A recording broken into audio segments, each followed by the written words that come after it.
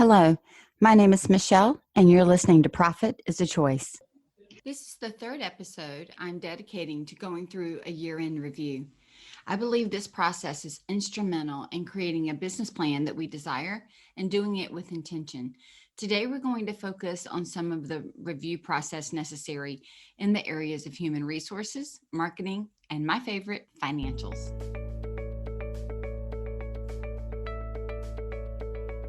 Every day, empowered entrepreneurs are taking ownership of their company financial health and enjoying the rewards of reduced stress and more creativity.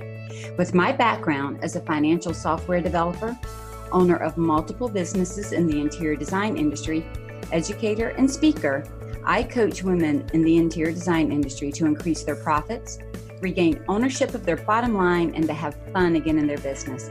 Welcome to Profit is a Choice. Okay, so let's jump in. We've been talking about year-end reviews over the last couple of solo podcasts, starting all the way back in November. And I really do begin this process in the last quarter of the year. And while I know that everybody doesn't, for me to have a plan and just be able to execute on January 1st is so freeing. I know that this is a really busy time of year for everybody, but it almost makes me even more clear on what I want going forward and what I don't want. You know, sometimes to plan in a time that is not very busy, I tend to think I have more capacity than I really have. So when I'm planning in an extremely busy season, I almost have this ability to cut through all the extra stuff and go, wait, this is what I really want. I don't want to over schedule myself. We've looked at the pre-planning process and then how to start with the overall business in the last episodes by doing a SWOT analysis, goal setting, looking at how much energy we have to expend and where we want to spend that energy, creating updates to our offerings and processes based on what we like, and goal setting.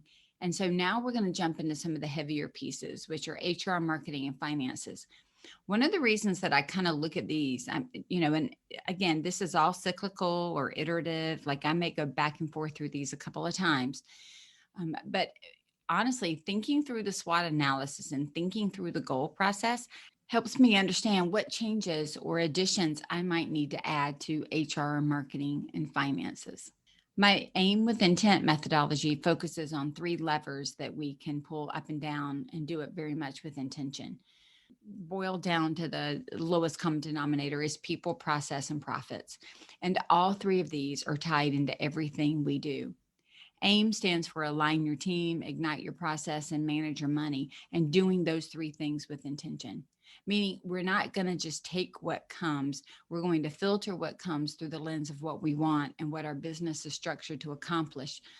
Hopefully the goal is with ease and with excellence. And if we don't have this lens, we tend to take on projects or clients that are not a great fit for us to really shine and to meet their expectations. I've heard many during this season say that the phone is ringing and the emails are coming in like crazy. And while that can be exciting and give us a rush, let's be honest, it also makes us feel very overwhelmed and anxious because I'm getting a lot of calls of, oh my gosh, what should I do? Who do I take? Should I take them? What does it mean? I'm afraid to take them because I'm too busy and I can't do it well, or I can't onboard them for months. But I'm afraid not to take them because what if I don't get any more work coming in? So there's this push and pull that actually creates a lot of discontent, even when we're getting exactly what we've asked for. Imagine having a 3 to 4 point system that you could rank each request and with ease be able to respond that you want to go further into exploring the project, or to recognize quickly that it's not a good fit, and then to do it without guilt or second guessing yourself. This is exactly what I guide my clients to do. Focusing on these 3 areas of HR, marketing, and finance is just a part of that exercise. So let's jump in and look at each of them individually. HR stands for human resources. When we consider the human aspect of business, we need to be really dialed in. If you're thinking about your team, ask yourself this question: would I hire each of these people again for the role they currently have? And then consider your response. You could even turn it and think about it from their perspective. Would they resubmit their resume and ask to be hired for the position that they're in again? When I do a review of the people I work with, internally and externally, I want to know if we're both supporting each other and moving forward. And if we are, what can we do to enhance this? And if we're not, what can we do to correct it? Again, it's just like with anything. What starts off is really great for both parties. At some point, there could be this divergence where it's not, I guess, beneficial for both in the same ways. And we need to be aware enough to notice when that happens and then be willing to make whatever changes are necessary so that we can get back on the right track of all parties being supported in the best possible way. For some, this is a time of year to consider bonuses and more formal reviews. Use this time to determine how and what your employees and team members need to further grow in their career. I start thinking about it, with regard to what education do I need? And I use all of this and put it into the financial goals and all that we're going to be talking about a little bit later. Are there conferences or technology needs that I have or that my team has? And I really make certain that the company and the employee are both benefiting from these opportunities. I want to know what the return on the investment is. Not just I want to take a course because it sounds like fun, but how can I use it? Can I really turn my business around? Can I make some level of impact with that? A useful approach to really connect with your team is to hold a State of the Union meeting for the company. We've been going through this process in my elite coaching as well as in Aim with Intent, talking about what would we share with our teammates. In this meeting, we want to share the mission, the vision, the why, the values, and the goals for the new year, but also review the goals that have been accomplished already. We want to also try to get buy-in from each person on the direction that the company's going and then help them see how they fit in. Everybody wants to know how we fit in. We all want to know that. And so this is a good time to share and then to ask for input and really listen. When your team members know and fully understand how all of their choices impacts company profitability all the way down to the bottom line, they will be more aware of the choices they're making. I've had a couple of my elite clients who've already gone through this process, and they're coming back to me and they are just astonished at how on board their teammates are, how on board their employees are, where they're starting to see cost savings opportunities that they didn't see before or didn't think about before, because they now get all the pieces of the puzzle and how they fit together. Give your employees the best information to be able to do this. Your team's going to feel like they matter and your bottom line will thank you. Now let's talk about marketing. One of the interesting things about marketing is that we not only are marketing for our next client, but for our next hire. When we're clear on our messaging and on how we work, we draw in those who want to be around us as clients, vendors, subcontractors, and employees.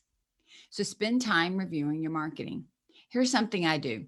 I look back over a list of people who've reached out to me in some capacity over the prior year. It could have been they reached out to do some type of work as a vendor. They could have reached out as a client or somebody who said they wanted to work with me, whatever way they reached out.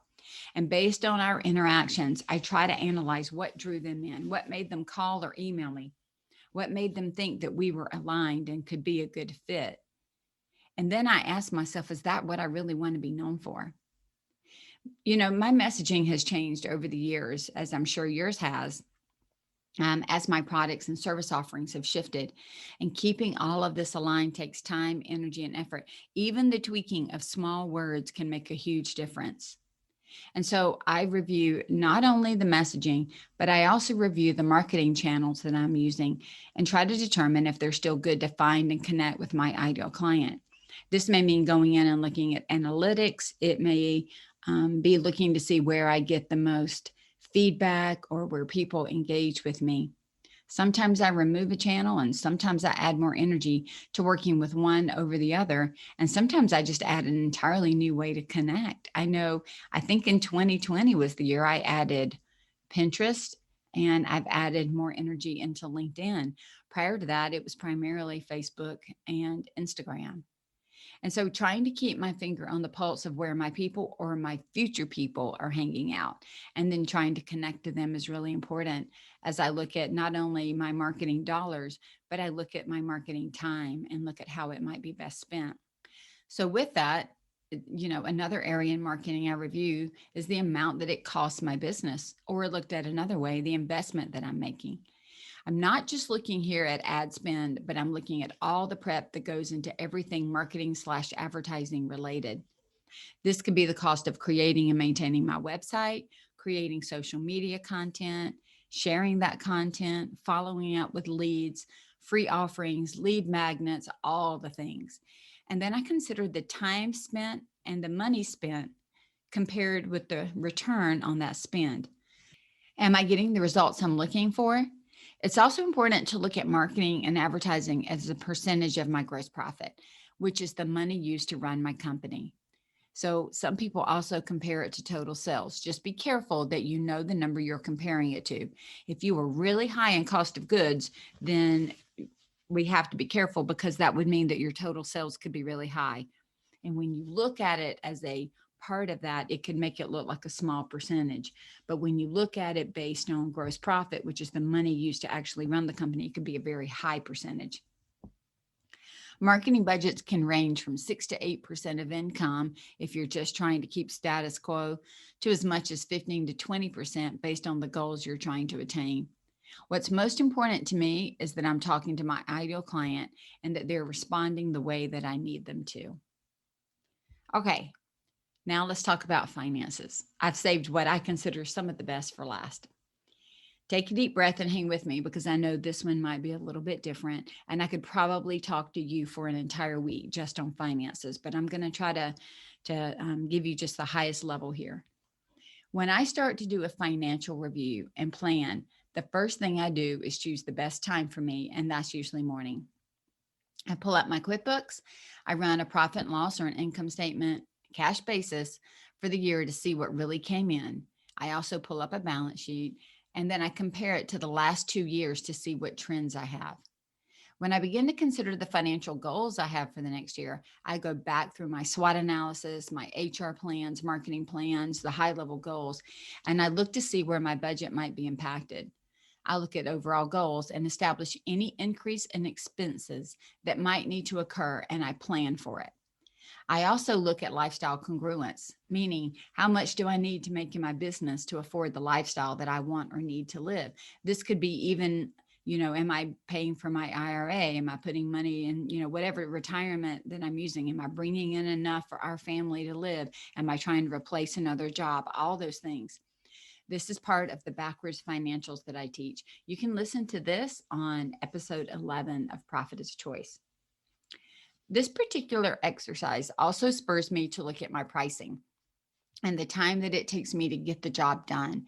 So I go through the same exercises that I teach in my course, Pricing Without Emotion.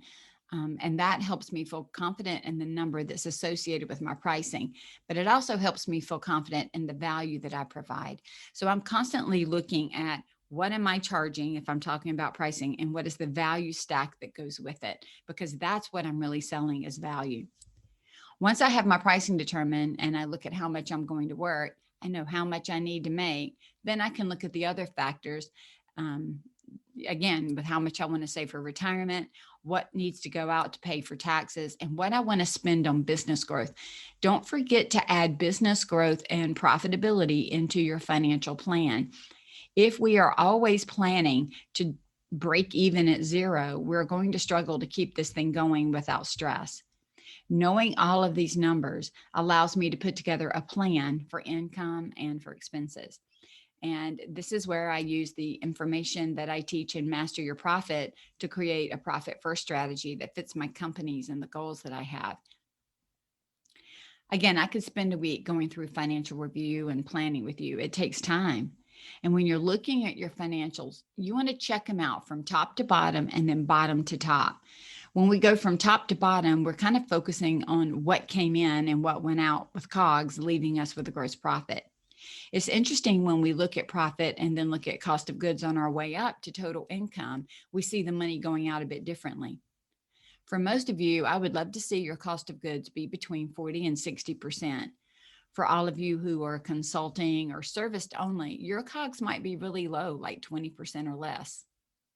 If your cost of goods are 60% or higher, you're going to have to work harder and make more money in total sales to be able to make the money you need in the company. So be very careful here.